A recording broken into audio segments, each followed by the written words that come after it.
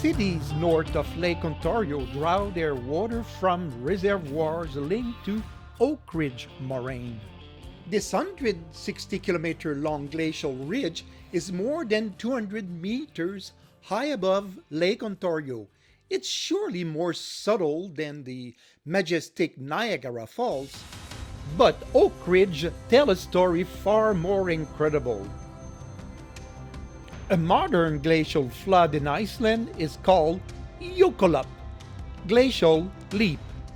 Suddenly, a glacier can release its huge volume of stored water collected on and beneath the ice. But how does Oak Ridge reveal such a story to Earth scientists? We surely learn a lot by studying the topography of the land.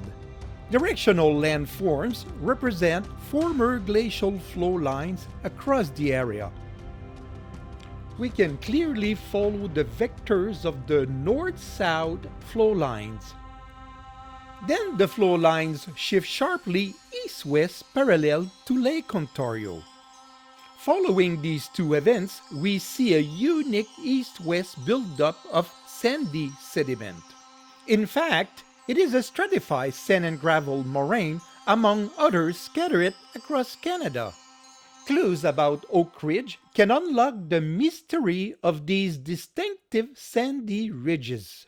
The quest for hidden water resources prompted 30 years of study into the inner structure and compositions of oak ridges.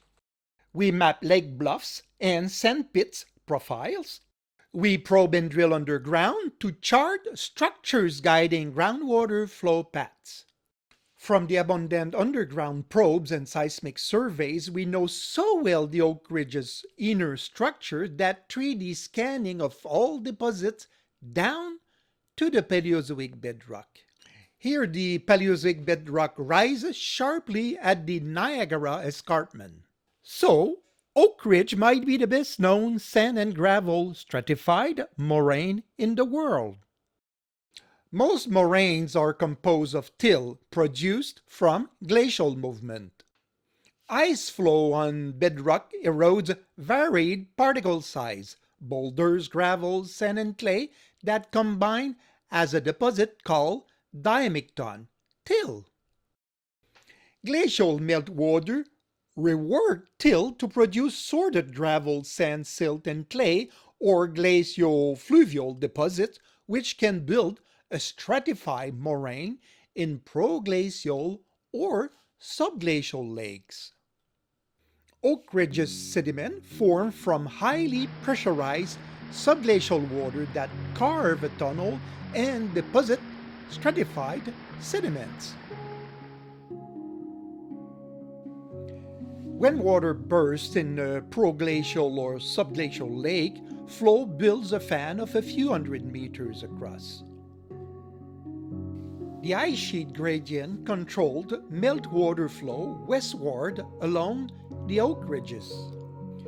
The result, a giant esker, consists of a series of 4 large esker fan wedges, each wedge expanding westward toward the Niagara Escarpment. Oak Ridge's water flow was so powerful that fluvioglacial sediments spilled over Niagara Escarpment toward Lake Erie. Hence, the scale of Oak Ridge's sedimentation events straddled the formidable 100 meters high Niagara Escarpment. And later, we will see how Niagara Escarpment also dammed subglacial water, trapping 80 cubic kilometers of the Oak Ridge's moraine stratified sediment. In particular, we will see how meltwater floods, Jökulhlaups, started a series of events leading to formation of the Oak Ridge's moraine.